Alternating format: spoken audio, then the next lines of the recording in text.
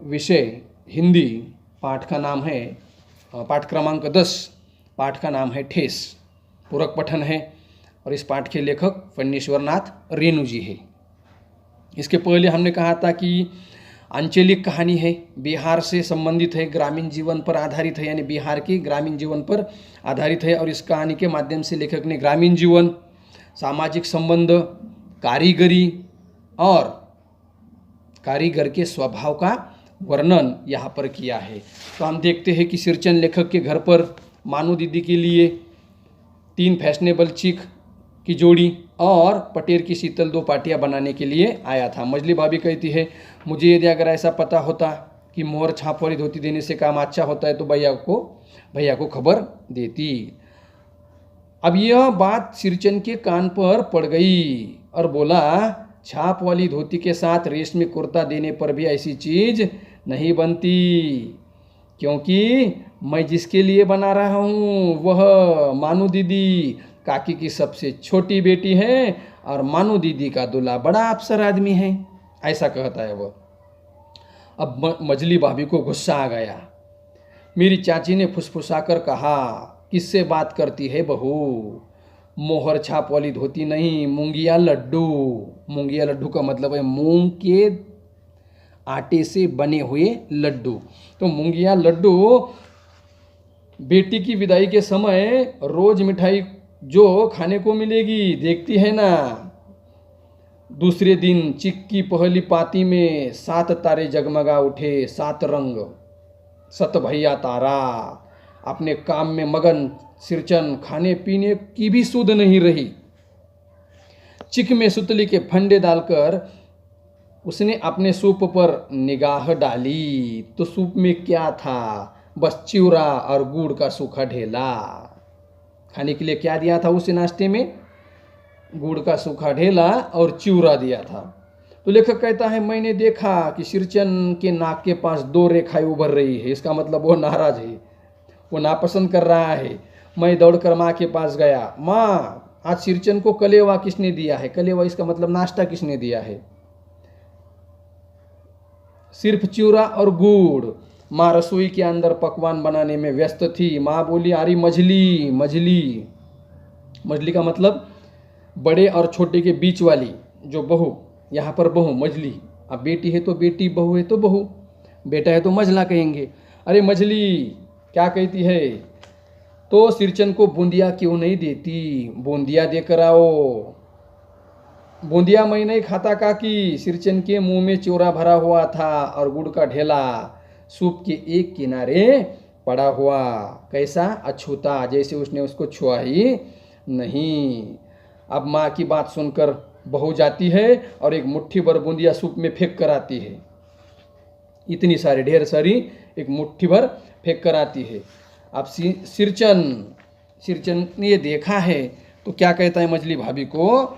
तो मजली भाभी को कहता है, मजली बहुरानी, यदि अगर यह वस्तु, यह व्यंजन तुम्हारे मायके से आता तो इसी तरह से हाथ खोलकर बांटती क्या? बस मजली भाभी को लगा, बेचारी अपने कमरे में जाकर रोने लगी।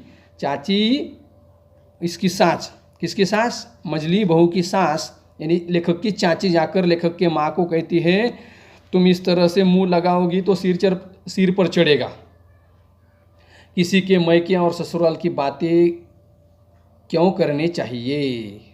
बस अपने काम से काम हुआ करना सीखे। अब मजली भाभी है तो लेखक कहता है, मेरी माँ की दुलारी बहू है। माँ को भी गुस्सा आया। माँ सिरचन के पास जाकर कहती, सिरचन तुम अपने काम से काम करो, बहुओं से बात मत करना, ज़रूरत नहीं है। यदि अगर कोई चीज़ चाहिए तो मुझसे कहो। अब सिरचन को गुस्सा आता है, क्योंकि पहले कहा था खाने में भले ही थोड़ा कम हो, लेकिन सिरचन को बात, तीखापन ज़रा सा भी पसंद नहीं है। बांस में टंगे हुए अधूरे चिक में फंदे डालने लगा। अब यह बात मानू को पता हुई तो मानू पान सजाकर बाहर बैठक खाने में पान भेजी रही थी। तो चुपके से पान का एक बीड़ा वह हाथ में लाती है और सिरचन को देकर कहती है कि सिरचन दादा, यह बड़ा घर है, 5 तरह के लोग रहते हैं तो 5 तरह की बातें होती है, किसी पर ध्यान मत तो दूँ। सिरचन जब पान का बीड़ा मुंह में क्या करने लगा, लेकर मुंह में लेकर खाने लगा। तब चाची घर से निकलती है और चाची देखती है तो अवाक रह जाती है, सिरचन पान खा रहा है।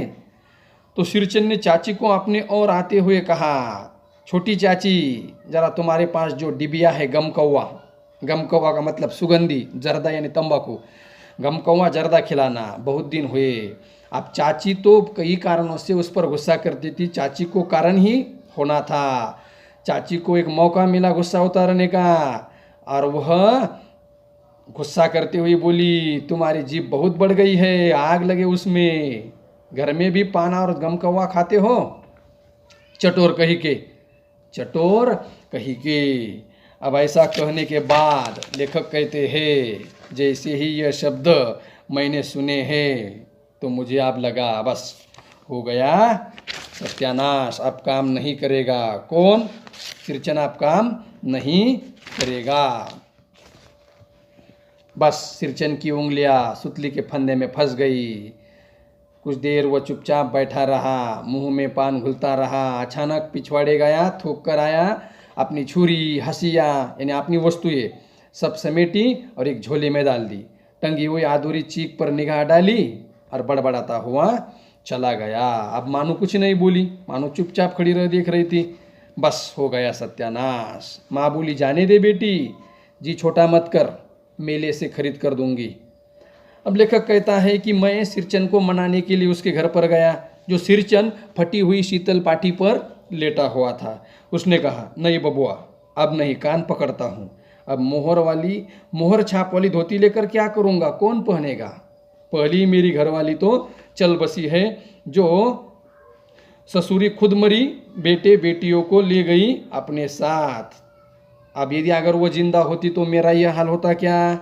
नहीं, उस शीतल पाटी को छूकर कहता है, उसकी कसम लेता हूँ, लेकिन अब यह काम मैं नहीं करूँगा। बस गांव में तुम्हारी एक हवेली ऐसी थी कि जो मेरे काम की कदर होती थी, मैं चुपचाप वहाँ से वापस लौट आया। समझ गया कि कलाकार के दिल को ठेस लगी है, अब वह नहीं आ सकता। मानो कुछ नहीं बोली बेचारी, किंतु मैं चुप नहीं रह सका। चाची और मजली भाभी की नज़र न लग जाए इसी में भी। मानू को ससुराल पहुंचाने मैं ही जा रहा था। कौन? लेखक जा रहे थे।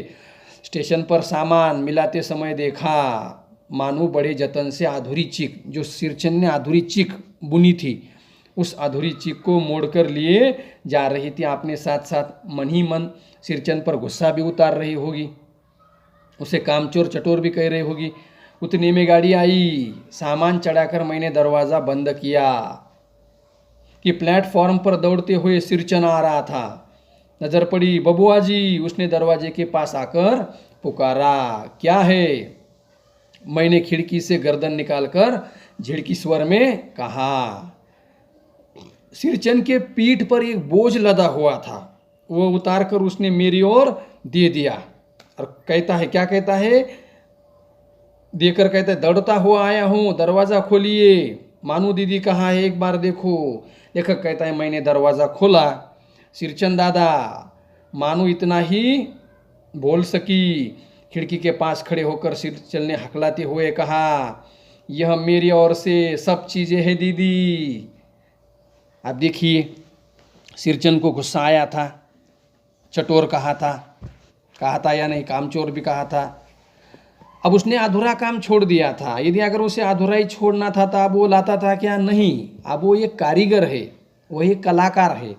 और लेखक कहते हैं कि कलाकार के दिल को यदि अगर ठेस पहुंचेगी तो वो काम अच्छा नहीं करेगा, कारीगर अच्छा काम नहीं करेगा। अब कहता है, सब चीज़ें हैं दीदी, शीतल पाटी, चिका और एक जोड़ी आसनी कुश की। गाड़ी चल पड़ी।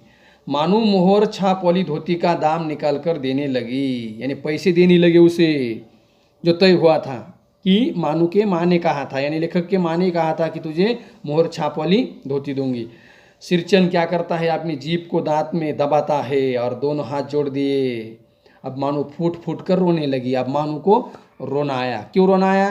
कि मानू दिल ही दिल में उस पर गुस्सा कर रही थी कि कामचोर है, चटोर है, कैसा है, क्योंकि वह उसे तो अपना बड़ा भाई की जैसा मानती थी।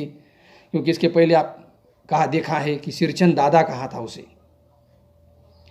तो लेखक कहते हैं कि मैंने बंडल खोलकर देखा, ऐसी कारीगरी, ऐसी बारीकी, रंगीन सुतलियों के फंदे का ऐसा काम पहली बार मैंने देखा था। इस तरह से लेखक ने कारीगर, उसकी कारीगरी, उसका स्वभाव और ग्रामीण जीवन, सामाजिक जीवन, इन सभी पर इस पाठ के माध्यम से हमें अवगत कराया है। अब इस पाठ का स्वाध्याय आपको पूरा करना है। आगे का पाठ आगे की वीडियो में आपके सामने आएगा।